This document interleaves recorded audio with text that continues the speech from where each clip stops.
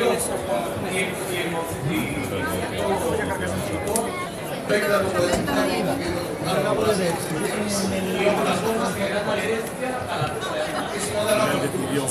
aquí tenemos el gran combate.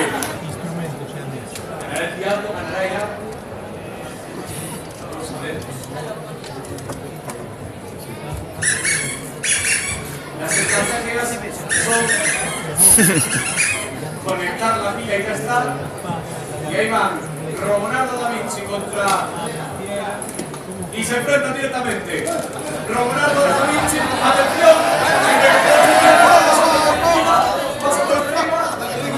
Y en un momento enrayados parece que no empuja.